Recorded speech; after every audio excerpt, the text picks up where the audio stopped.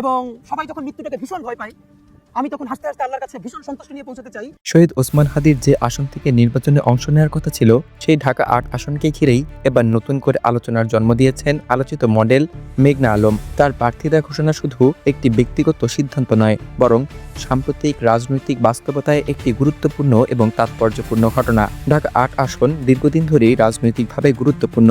রাজধানীর একটি ঘনবসতিপূর্ণ এবং সামাজিকভাবে বৈচিত্র্যময় এই আসনে শিক্ষা, নিরাপত্তা, নগর ব্যবস্থাপনা এবং নাগরিক সুবিধা বড় ইস্যু হিসেবে বিবেচিত হয়। আসন্ন ত্রয়োদশ জাতীয় সংসদ নির্বাচনকে সামনে রেখে এই আসন ঘিরে জনমনের প্রত্যাশাও তুলনামূলকভাবে বেশি। আলোচিত মডেল মেঘনা আলম নিজের ভেরিফাইড ফেসবুক পেজে দেয়া এক পোস্টে ঢাকা ৮ আসন থেকে প্রার্থী হওয়ার ঘোষণা দেন। তিনি জানান, এই আসন থেকে নির্বাচন করার কথা ছিল শহীদ ওসমান হাদির। তার ঘোষণার মাধ্যমে বিনোদন জগতের একজন পরিচিত মুখের রাজনীতিতে সক্রিয় অংশগ্রহণের বিষয়টি নতুন মাত্রা যোগ করেছে।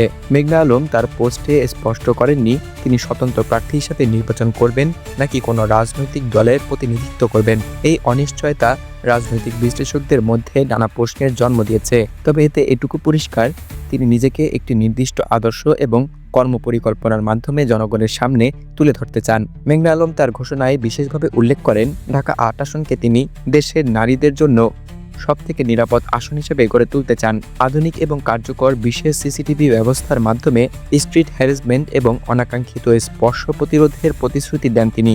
নারী নিরাপত্তাকে রাজনৈতিক এজেন্ডার কেন্দ্রে আনার এই ঘোষণা বর্তমান সামাজিক বাস্তবতায় অত্যন্ত প্রাসঙ্গিক। ঢাকা ৮ এলাকায় একটি বিশেষ ট্রাফিক ব্যবস্থাপনা কাঠামো গড়ে তোলার কথাও বলেন মেঘনা আলম। তার পরিকল্পনায় রয়েছে নিরাপদ হাঁটার পথ এবং সাইকেল ব্যবহারের সুযোগ তৈরি করা। ঢাকা ৮ আসনের সম্ভাব্য স্বতন্ত্র প্রার্থী এবং ইনকিলাব মঞ্চের আহ্বায়ক শরীফ ওসমান হাদি মৃত্যুর সঙ্গে টানা ৬ দিন লড়াই শেষে সিঙ্গাপুর জেনারেল হাসপাতালে ইন্তেকাল করেন। দুর্বৃত্তদের গুলিতে গুরুতর আহত হওয়ার পর উন্নত চিকিৎসার জন্য সিঙ্গাপুরে নেওয়া হলেও শেষ পর্যন্ত তাকে বাঁচানো সম্ভব হয়নি। হাদির আসন থেকে মেঘনা আলমের নির্বাচন করার ঘোষণা অনেকের কাছে প্রতীকী অর্থ বহন করে।